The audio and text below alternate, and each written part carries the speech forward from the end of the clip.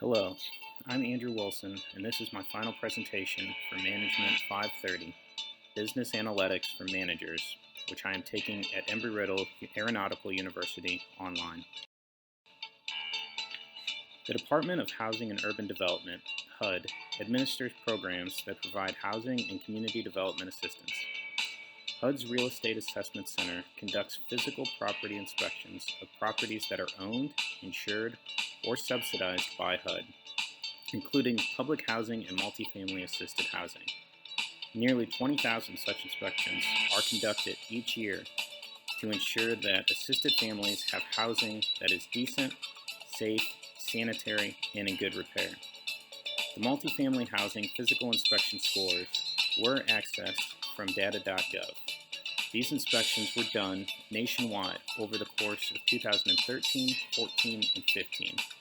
A detailed description of what exactly these inspections include goes beyond the scope of this presentation, but can be found in Federal Register Notices 66 FR 59084 and 65 FR 77230.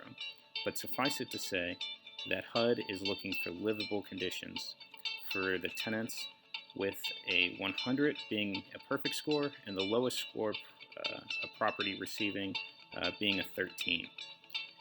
This data can be used for many reasons, including to better understand the physical conditions of HUD-assisted housing stock, as well as trends over time, to hold landlords accountable for housing quality, and to plan for future affordable housing needs. We explored this data set extensively and made a few actionable determinations, which will be given later in this presentation. From the given data set, we are able to discern a host of actionable information. Here we have the number of perfect scores by state, with the y-axis representing the number of perfect scores and the x-axis representing the states or territories. From this graph, we can quickly see that North Carolina by far has the largest number of perfect scores at 45, followed by Kentucky at 32. This depiction, we have the same information, perfect scores by state, depicted in a different format. If we zoom in, we can see the geographic dispersion of perfect scores, with the states obtaining more perfect scores represented in darker shade. Again, we can see that North Carolina and Kentucky top the charts. Largely, there are no discernible patterns with the dispersion of perfect scores, with a good spread throughout the United States. One thing to note is that in the Central Mountain region, there are less perfect scores than in other areas. Next, we can use the data to determine the number of scores falling into the bottom 5% by state. On the y-axis, we have the number of scores in the bottom 5%, and again on the x-axis, we have the state or territory. We can see that New York and Illinois lead this category. Once again, we have the same information depicted in map format. And again, if we zoom in, we can see a geographic dispersion of the states with the largest frequency of scores in the bottom 5%. From this graphic, we can see that the Midwest and South have a large amount of states appearing in this category. The West Coast is also represented with California, Oregon, and Washington.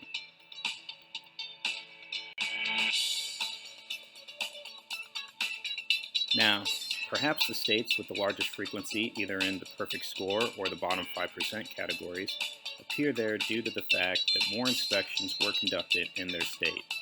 For this reason, we felt it prudent to include the following graphic representing the total number of inspections by state. On the y-axis, the number of inspections is represented, and again, on the x-axis, we have the state or territory. From this, we can quickly see that California is an outlier, with 1,556 total inspections done in that state during the time period. We can also see that total number of inspections by state varies greatly, with the total average number of inspections being 374.9.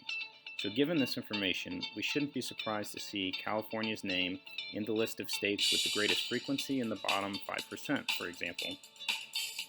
Much information can be garnered when we put the data in this light. Another important data point is the average inspection score by state. In this figure, we can quickly see where each state stacks up by average. The overall nationwide average score was 85.85. We can use this graphic to easily determine that Colorado, Illinois, Louisiana, Mississippi, and the U.S. Virgin Islands fall into the territories with the lowest 10% of scores, average scores. Therefore, we should additionally recommend that HUD follow up with these 5 states, paying them special attention to A, raise the average score, and B, make a determination as to why these 5 states scored over 5 points below the national average. Given the above data, we recommend that HUD pay close attention to the list of properties appearing in the bottom 5%. And all 999 properties found their name on this list. Perhaps an increase in the frequency of inspections or more thorough inspections are warranted for these properties.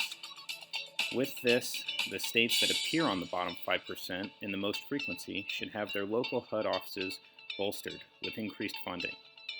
Additionally, we must not forget the list of perfect scores. These properties should be lauded.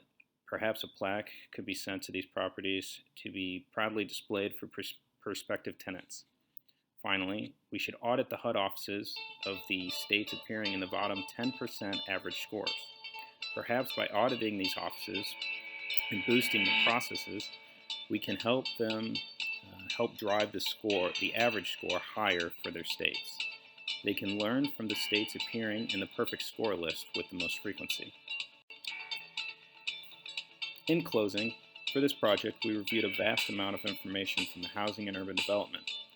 The data set was vast, and we merely touched the tip of the iceberg of what we can garner from it. However, in doing so, much was learned about cleaning, deciphering, and presenting analytical data for a business setting. Thank you. Finally, here are my references.